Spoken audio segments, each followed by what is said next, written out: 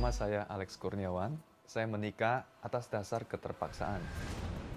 Saya rasa pernikahan itu membatasi segala kebiasaan lama saya. Dan untuk menikah saya sudah tidak mau lagi. Saya merasa dengan dunia saya waktu itu, saya berasa saya sudah sangat nyaman dan menikmati. Alasan yang kedua adalah memang saya mau menikah hanya pengen punya keturunan. Tapi sudah tidak ada cinta. Jadi sudah persiapan untuk bercerai. Kalau ternyata pernikahan itu tidak happy.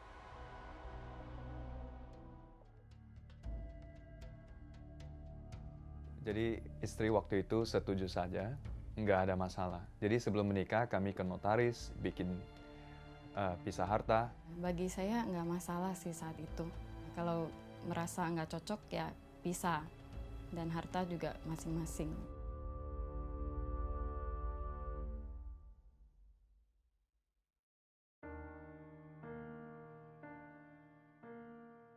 Malam pertama pernikahan saya, benar-benar saya tidak bisa menikmatinya. Karena saya tidak bisa memuaskan istri saya secara jasmani. Dan saya berusaha menutupi kelemahan saya dengan menyalahkan istri saya bahwa istri saya yang nggak bisa. Waktu suami menyalahkan saya, bermaksud kalau saya yang salah, saya yang tidak bisa memuaskan dia. Di saat itu saya merasa sedih karena saya merasa saya sebagai wanita kenapa tidak bisa menyenangkan hati seorang suami. Saya berpikir kalau saya berada di rumah, berarti saya harus memuaskan istri saya. Sementara saya tidak mampu. Jadi hasrat seksual saya salurkan di luar dengan wanita-wanita lain. Saya selalu berusaha menjauh dari istri. Bahkan kalau di rumah ketemu istri, saya rasanya sangat bosan dan sangat malas sekali. Lihat mukanya saya rasanya juga benci. Keadaan ini semakin membuat saya merasa menyesal dan kecewa, dan saya tahu dia sangat kecewa juga dengan saya.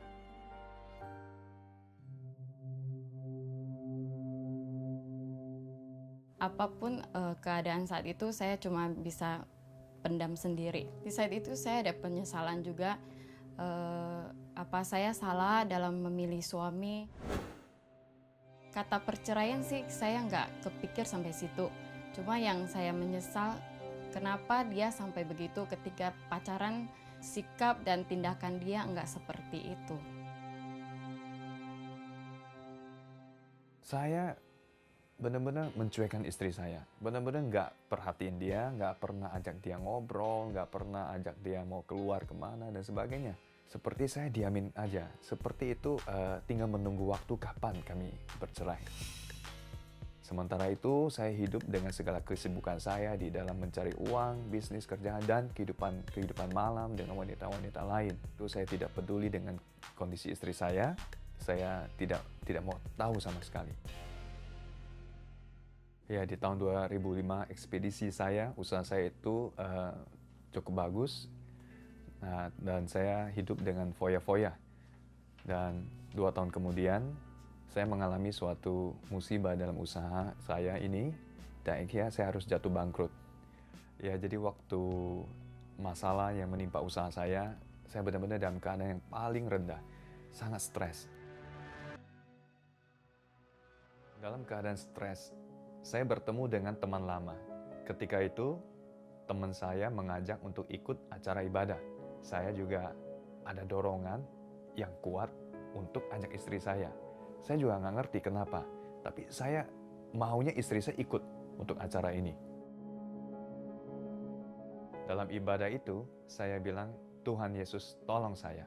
Karena memang saya juga tidak tahu bagaimana saya bisa keluar dari masalah saya. Dan setiap kali sesi berakhir, semua peserta disuruh maju dan didoakan. Ketika saya berdoa, doa Bapa kami, tiba-tiba ada satu bayangan hitam. Dan ketika saya melihat ke arah bayangan itu, muncul wajah papa saya. Dan semua memori tentang hubungan saya dengan papa saya dari masa kecil sampai hari itu muncul di dalam ingatan saya.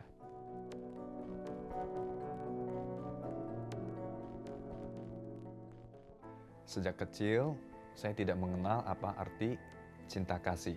Setiap hari di rumah selalu terjadi keributan papa yang selalu memarahi mama. Saya terbawa seperti itu juga di dalam kehidupan saya di saat saya udah dewasa. Dan saya benar-benar hidupnya seperti mengulang seperti papa saya yang tidak sayang sama istri.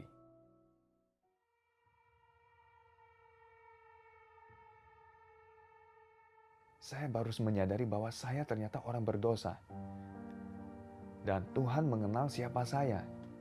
Dan saya orang yang berdosa, orang yang jahat, orang yang najis, orang yang kotor. Tapi Tuhan masih mau menerima saya apa adanya. Dan siang itu saya baru sadari, Tuhan Yesus mati di atas kayu salib untuk dosa saya.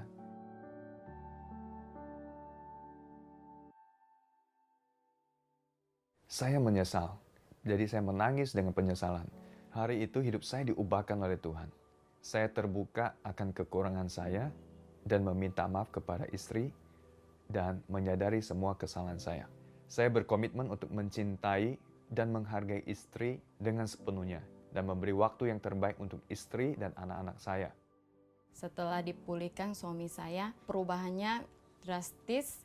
Dia cara berkomunikasi juga dengan baik, dia menghargai saya, dia selalu care, dan terutama dia bisa menjadi imam bagi saya dan anak-anak.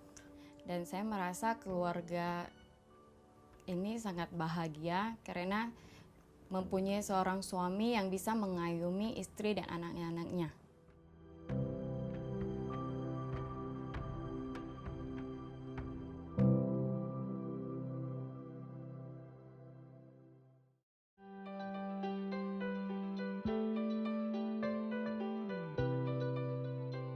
Saat ini Tuhan memberkati kami dengan 4 orang anak laki-laki. Dan Tuhan menjawab doa saya dan Tuhan memberikan dengan anak-anak yang sehat, sempurna. Saya mau mengucapkan syukur kepada Tuhan Yesus, kesempatan yang Tuhan berikan, dan pertolongan Roh Kudus sehingga saya bisa menjadi suami yang baru, yang baik kepada istri, dan menjadi ayah yang boleh memberikan teladan dan contoh untuk anak-anak. Di kitab Matius 19 ayat 5-6, dan firman-Nya, sebab itu laki-laki akan meninggalkan ayah dan ibunya dan bersatu dengan istrinya, sehingga keduanya itu menjadi satu daging. Demikianlah mereka bukan lagi dua, melainkan satu. Karena itu, apa yang telah dipersatukan Allah tidak boleh diceraikan manusia.